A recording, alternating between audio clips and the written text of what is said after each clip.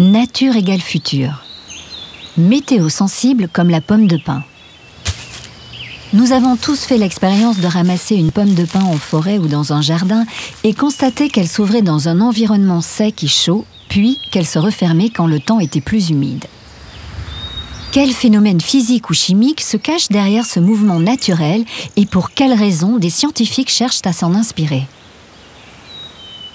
Le mécanisme d'ouverture de la pomme de pin a pour objectif simplement de disséminer les graines. On va avoir une ouverture dans les conditions sèches, une fermeture dans les conditions humides pour protéger les graines. Au moment opportun, la pomme de pin s'ouvre et libère les graines. Dans la démarche de biomimétisme, premier point à mettre en place, on observe. Observe pour comprendre. Ensuite, on regarde, on analyse, on détruit.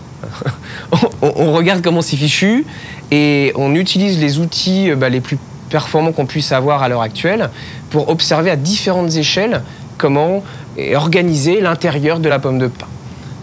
Dans une écaille de pomme de pin, on a une zone charnière qui est accrochée au rachis, donc au tronc. Quand on va avoir des variations d'humidité et de température, on va avoir les écailles qui vont se courber. Et on voit par exemple sur une écaille de pomme de pin, on a deux types de tissus. On a des fibres sclérenchymes et on a des sclérides. Si on fait l'analogie par exemple avec une main, les fibres sclérenchymes, ce seraient les os qui sont très rigides. Et on va avoir les sclérides qui seraient, on va dire, le tissu, la peau, quoi, qui, elle, est beaucoup plus souple et qui a une hygroexpansion, c'est-à-dire une expansion liée à l'humidité qui est beaucoup plus importante. Sur la notion de composition chimique ou biochimique d'une écaille de pomme de pin, on va avoir différentes familles de polysaccharides, des celluloses, des hémicelluloses, des pectines et des lignines. Ça fait 4 briques. Donc on va avoir notamment beaucoup plus de pectines et d'hémicellulose, celles qui sont sensibles à l'humidité, dans la partie charnière. Et plus on va vers le bout de l'écaille, plus on va aller vers des composés qui sont peu sensibles à l'humidité. Quand j'évoquais le fait qu'il y ait deux types de tissus, d'accord, les fibres sclérenchymes et les sclérides, chacune de ces fibres-là est constituée de parois. Donc, chacune de ces parois-là renferme les briques dont j'ai parlé juste avant. Quand on regarde au microscope, pourquoi ça réagit, c'est deux types de tissus qui n'ont pas les mêmes propriétés hygroscopiques, qui gonflent différemment. Étant donné qu'elles sont bien collées, on va en avoir une qui gonfle beaucoup et l'autre qui gonfle nettement moins. Vu qu'elles sont bien collées, lorsqu'on va avoir une variation d'humidité, la réponse, ce serait une courbure. Une écaille de pomme de pin se courbe grâce à son architecture structurée de façon hétérogène à l'échelle du nanomètre. La connaissance de cette architecture permet de créer de nouveaux matériaux biocomposites qui reproduisent ce mécanisme. Pour quelles applications pourrait-on utiliser de tels matériaux météosensibles? Les biocomposites que l'on développe, on les appelle des biocomposites hygromorphes. Hygro, humidité, morph, morphing, changement de forme. Ça veut dire qu'on a des matériaux avec des fibres végétales qui sont capables de changement de forme sous variation d'humidité.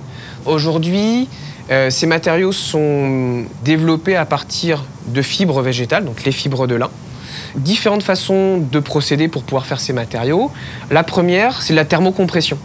Donc on vient prendre des feuilles de lin, d'accord, des feuilles de polymère, on vient faire un sandwich et puis on vient thermocomprimer l'ensemble. C'est une technologie qui permet d'envisager que les matériaux que l'on développe soient potentiellement applicables directement par les industriels. Le domaine qui est en train de grossir à l'heure actuelle, c'est sur la fabrication additive, notamment l'impression 3D et l'impression 4D. Cette fabrication additive, elle nous permet de manière beaucoup plus simple d'architecturer notre matériau. Il faut noter que le bâtiment zéro énergie, le bâtiment de demain, est vraiment intéressé. Parce qu'aujourd'hui, on dépense une énergie phénoménale pour refroidir, pour gérer la qualité de l'air à l'intérieur du bâtiment. Avec des matériaux qui potentiellement peuvent se déployer de manière autonome, on pourrait réguler ça sans énergie. Première illustration d'application de ce genre de matériaux hygromorphes, c'est les travaux d'Arim Menges qui illustrent ça. La structure, elle fonctionne de la même manière qu'une pomme de pin. Le diaphragme va s'ouvrir et se fermer en fonction de l'humidité de manière autonome. Dans d'autres applications, le fait que ce soit autonome, ça peut poser problème. Si on souhaite contrôler le morphing d'une structure, c'est difficile de contrôler la météo. Donc ce qu'on a fait, c'est qu'on a modifié nos matériaux en rajoutant des particules conductrices. En injectant un courant, je vais chauffer. Je réduis la teneur en humidité. Si je réduis la teneur en humidité, je vais pouvoir finalement contrôler le morphing de mon matériau. Donc ça ouvre la voie à d'autres applications à plus haute valeur ajoutée, notamment dans le domaine de l'aéronautique, avec, pourquoi pas, des éléments d'avion qui peuvent bouger par rapport à un stimulus que nous, on contrôlerait. Ces matériaux innovants à base de lin sont de plus réalisés dans une démarche d'éco-conception. Associés à des polymères biosourcés, ils peuvent être parfaitement compostables et biodégradables en fin de vie, comme tous les matériaux conçus par le vivant.